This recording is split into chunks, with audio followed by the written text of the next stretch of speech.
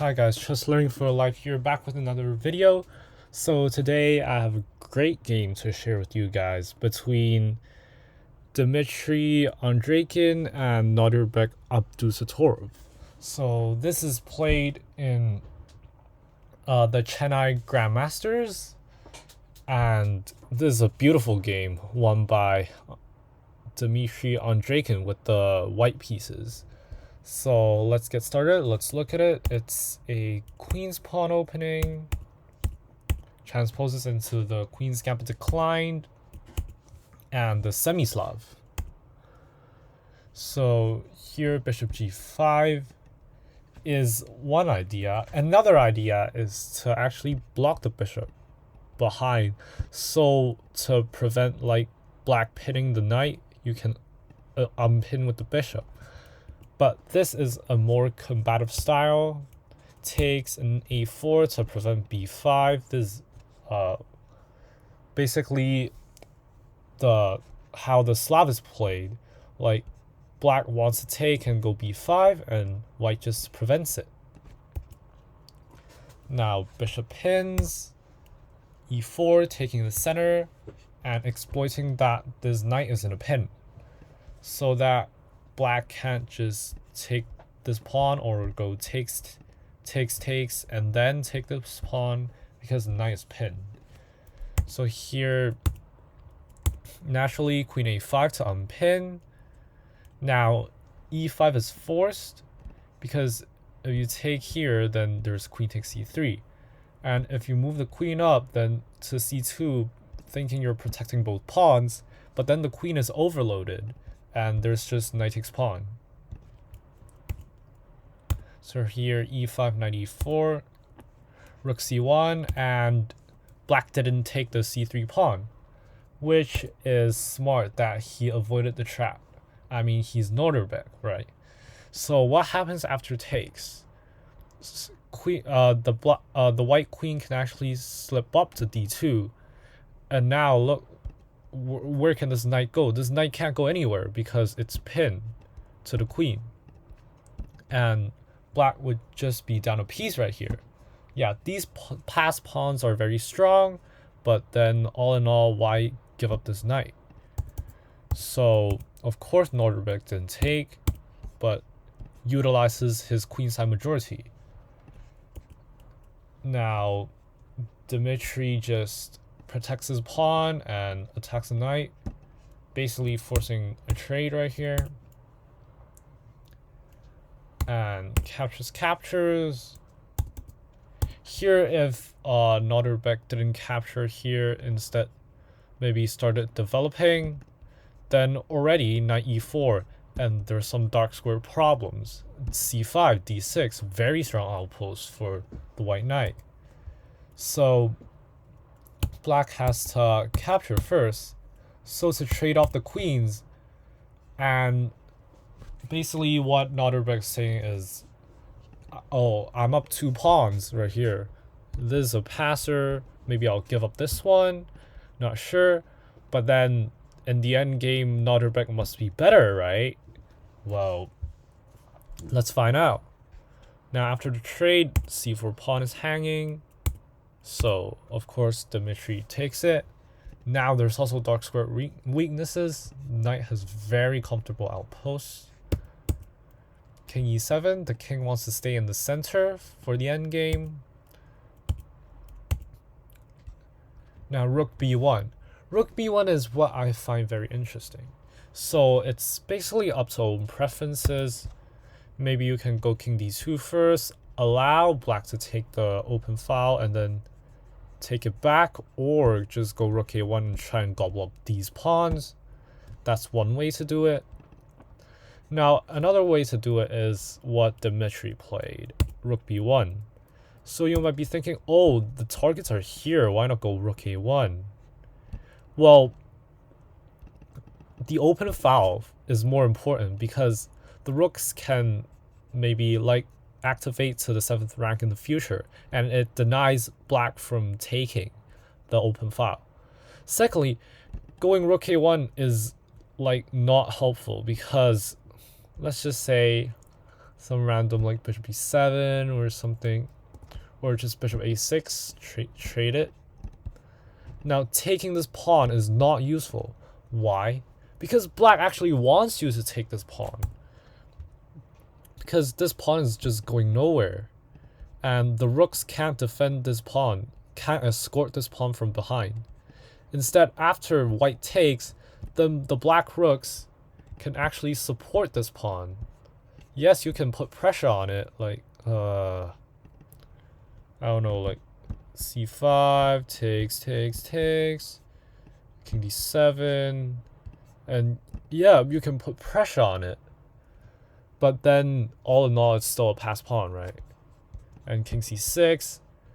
And although this position is slightly better for white because white has an extra passed pawn, but then I don't see how black is worse right here. So taking here actually helps black because, oops, then black can put the rooks behind the pawn and actually threaten to push it. So rook b1 is a very good idea.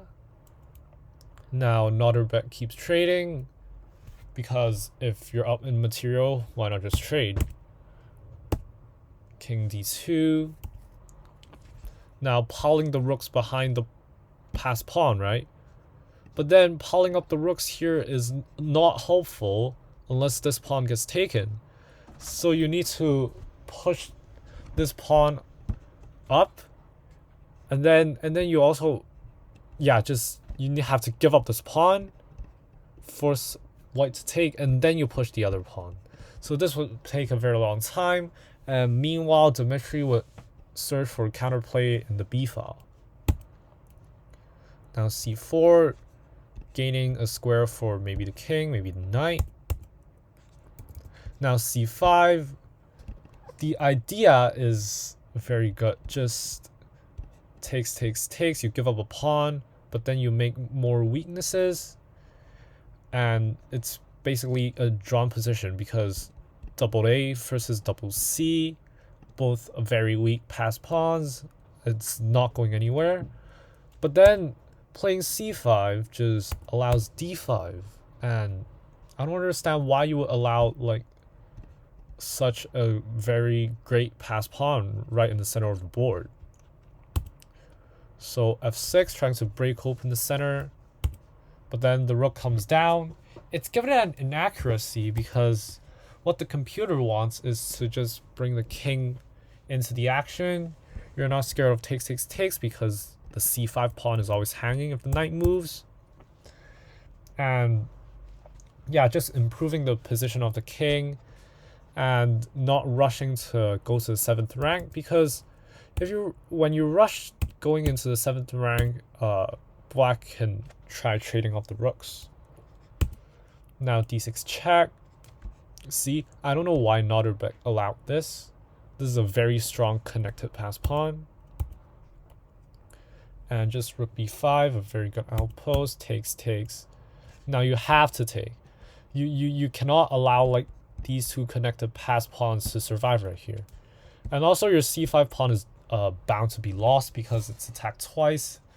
And yeah, you can go rook c8, but it just looks disgusting after king c3, rook b1 or a1, because these two pawns are also bound to be full. So here takes, knight back, and then now this pawn would become the helper of this pawn, and these two connected passed pawns just pushing down the board would be very strong. So here knight f6, given a blunder, but I mean, what else could Nodirbek do? He just played himself into a very difficult position, and here the only move to survive is maybe just a waiting move, king c8, but now c5, and then just rook b7, trying to trade rooks off, because you want less pieces on the board to attack, to escort the pawns, because these connected passed pawns is making these rooks and knight very cramped, and maybe could help in a future attack to the king. So black's plan is probably to trade off some pieces. But instead, he trades off the knights, which of course Dmitry declines because he has more space. And now Nodirbek just helped Dmitry gain a tempo to attack this pawn, which he can't save.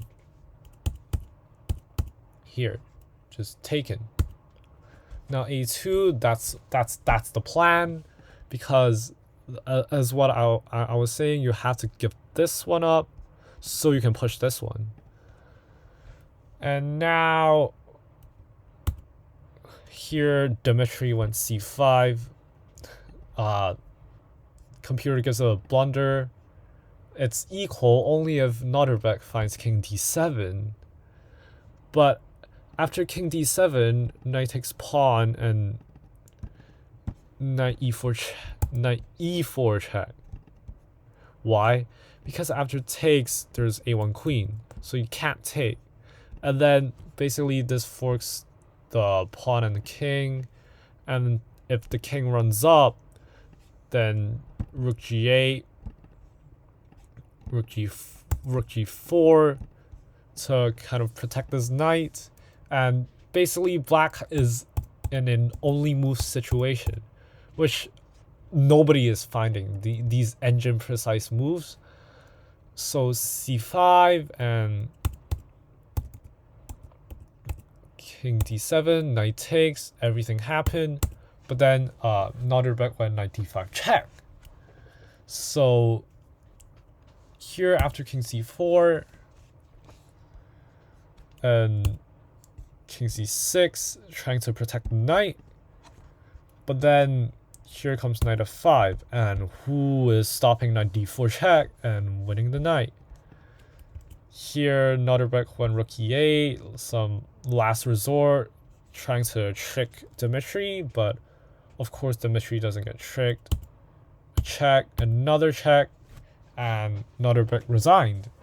Because now these two connected pass pawns are really showing their strength. Here, if you take this pawn, then rook takes knight comes with check. And yeah, wherever the king moves, you can just go rook a1, and the pawn is blocked and black has nothing. Or even the king moves down, you can even take this rook, because you can let him promote, but then there's a checkmate here because the pieces are very active, right? Takes, check, king here, and then there's back rank.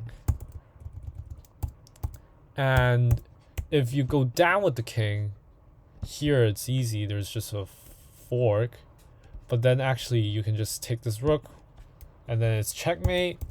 So the king goes here, but then this rook comes down for checkmate, and therefore that's why Nodirbek resigned here. So a very beautiful endgame played by Dmitry, and yeah, I hope you learned something from this video, and make sure to like and subscribe, and I'll see you all next time. Bye.